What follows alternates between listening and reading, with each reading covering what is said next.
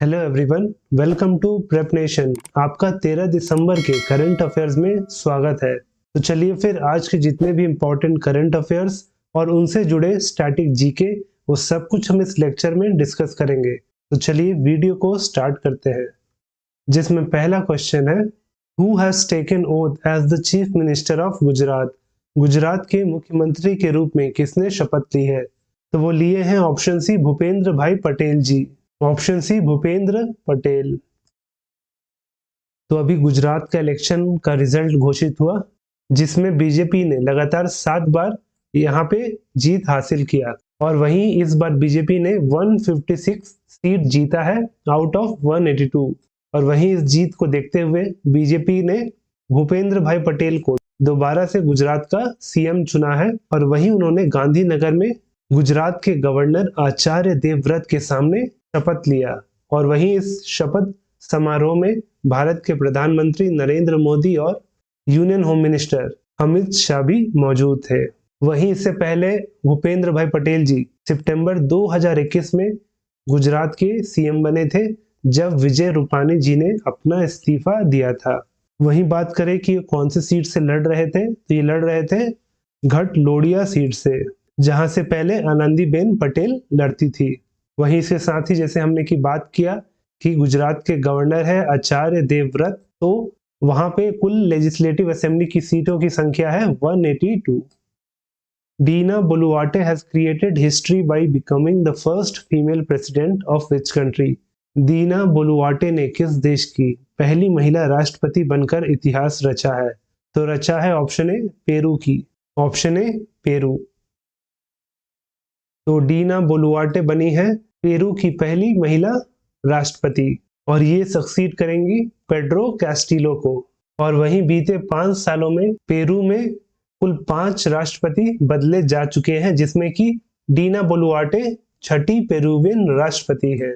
वहीं इनका जो कार्यकाल रहेगा वो जुलाई 2026 तक रहेगा। और वहीं ये राष्ट्रपति बनने से पहले ये थी minister for development and social.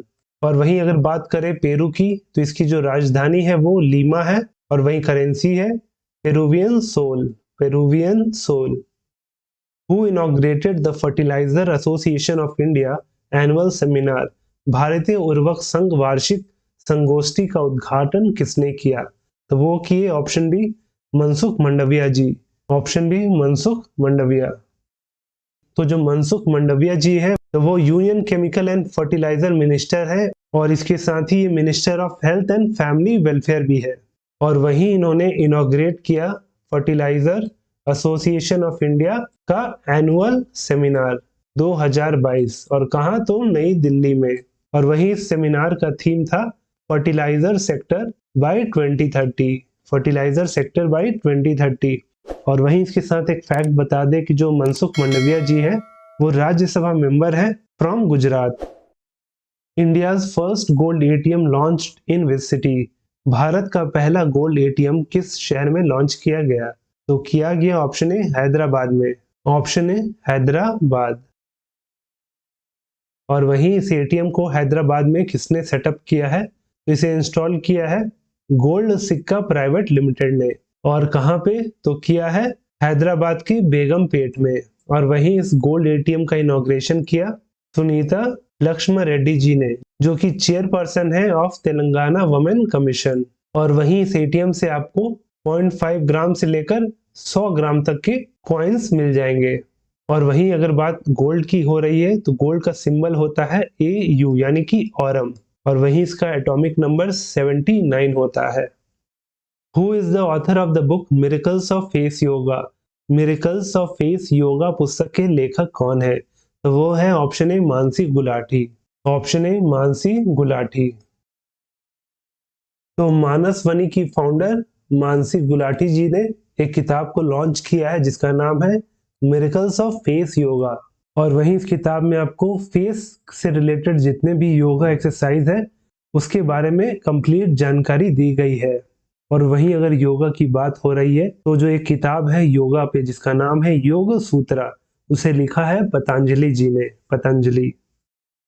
As per the report released by Oxfam India, what is the percentage of women in India who owned mobile phones in 2021. Oxfam India द्वारा जारी रिपोर्ट के अनुसार 2021 में भारत में मोबाइल फोन रखने वाली महिलाओं की प्रतिशत कितनी है? तो वो है ऑप्शन डी 31%, ऑप्शन डी 31%। तो ऑक्सफैम इंडिया ने एक रिपोर्ट रिलीज किया है जिसका नाम है India inequality report 2022 digital divide, और इस रिपोर्ट के हिसाब से 2021 में भारत में जितने पुरुष हैं वो 61% यानी कि 61% मोबाइल फोन्स को ओन करते हैं, और वहीं दूसरी तरफ 31% महिलाओं के पास फोन है। और इसी कारण से भारत में जो महिलाएं इंटरनेट यूज करती हैं उनकी संख्या 1/3 है, और इसीलिए एशिया पैसिफिक रीजन में महिलाओं और पुरुष के बीच में जो जेंडर गैप होता है वो भारत में सबसे ज्यादा है इन इंटरनेट यूजेज। वहीं ऑक्सफैम की बात करें तो ये 1942 में फॉर्म हुआ था, जिसका हेडक्वार्टर है कीनिया का नैरोबी। वहीं इसके करंट डायरेक्टर जनरल है Gabriela बचर। What is the rank of India in the world's strongest passport list released by Art and Capital in December 2022? दिसंबर 2022 में आर्ट एंड कैपिटल द्वारा जारी दुनिया की सबसे मजबूत पासपोर्ट सूची में भारत का रैंक क्या है? तो भारत का रैंक है ऑप्शन बी 87, ऑप्शन बी 87। तो जहां वर्ल्ड्स स्ट्रॉन्गेस्ट पासपोर्ट की सूची में भारत का रैंक 87 है, वहीं सूची में टॉप किया है यूएई, और वहीं दूसरे नंबर पे जर्मनी, फिर स्वीडन, उसके बाद फिनलैंड, और उसके बाद लग्जमबर्ग, फिर स्पेन और फ्रांस। वहीं इस लिस्ट में अफगानिस्तान सबसे पीछे रहा है। तो वहीं पाकिस्तान की बात करें तो उसका जो रैंक है वो 94 है, और वहीं सूची को पब्लिश किया था आर्ट एंड कैपिटल ने। और वहीं यूएई फर्स्ट रैंक इसलिए हासिल किया है क्योंकि जो यूएई की जनता है वो 121 देश में विदाउट वीजा जा सकते हैं, और वहीं साथ में 59 ऐसे देश हैं जो यूएई से आए हुए लोग को वीजा देता है on arrival. Which Indian startup won the 2022 Earthshot Prize? किस भारतीय स्टार्टअप ने 2022 अर्थ शॉट पुरस्कार जीता? तो जीता है ऑप्शन ए खेती ने, ऑप्शन ए खेती। तो जो खेती है ये तेलंगाना का स्टार्टअप है जिसने एक green house in a box बनाया था, जिसको आप यहाँ पे फोटो में देख सकते हैं। एक छोटा सा मॉड्यूलर रूम रहता है जिसमें फार्मिंग किया जाता है, और वहीं इसी सॉल्यूशन के लिए इसे मिला है 2022 का अर्थ शॉट प्राइज। और वहीं ये जो प्राइज है इसकी शुरुआत की थी प्रिंस विलियम ने, और इस प्राइज का ये दूसरा एडिशन था, और साथ में इस प्राइज को कहा जाता है इको ऑस्कर। और ये जो green house in a box जो मॉड्यूलर फार्मिंग का टेक्निक है ये छोटे फार्मर्स के लिए काफी अफोर्डेबल होता है, और वहीं साथ में इसमें 90% ऑफ वाटर वेस्टेज को रोका जा सकता है, और वहीं इसमें जो क्रॉप्स भी ग्रो होते हैं वो काफी ज्यादा मात्रा में होते हैं कंपेयर टू ओपन फार्मिंग, जहाँ पे कीड़ों का, इंसेक्ट्स का भी खतरा बना रहता है, और वहीं इसमें क्रॉप्स को कंट्रोल्ड एनवायरनमेंट में ग्रो किया जाता है। Which of the following mutual fund company is proposed to be renamed as बंधन म्यूचुअल फंड? निम्नलिखित में से किस म्यूचुअल फंड कंपनी का नाम बदलकर बंधन म्यूचुअल फंड करने का प्रस्ताव है? तो वो है option D IDFC mutual fund को, option D IDFC mutual fund. कुछ दिन पहले जो आईडीएफसी म्यूचुअल फंड है उसको बंधन फाइनेंशियल होल्डिंग लिमिटेड जीआईसी और क्रिस कैपिटल ने एक्वायर किया था, और उसके बाद फिर प्रपोजल दिया गया था कि इस आईडीएफसी म्यूचुअल फंड का जो नाम है उसको बदल के रख दिया जाए बंधन म्यूचुअल फंड। और वहीं उसके बाद ये प्रपोजल गया था सेबी के पास, यानी कि securities and exchange board of India, तो उसने भी अब नो ऑब्जेक्शन दे दिया है, और अब आईडीएफसी म्यूचुअल फंड हो जाएगा बंधन म्यूचुअल फंड। और वहीं इस एक्विजिशन में बंधन फाइनेंशियल होल्डिंग लिमिटेड का जो शेयर है वो ज्यादा है, इसलिए इसका नाम बंधन म्यूचुअल फंड रखा गया। और वहीं इसके साथ एक स्टैटिक जीके कि जो बंधन बैंक के सीईओ है वो है चंद्रशेखर घोष जी। तो ये जो क्वेश्चन है वो आपके लिए है कि percentage of silver in German silver is dash.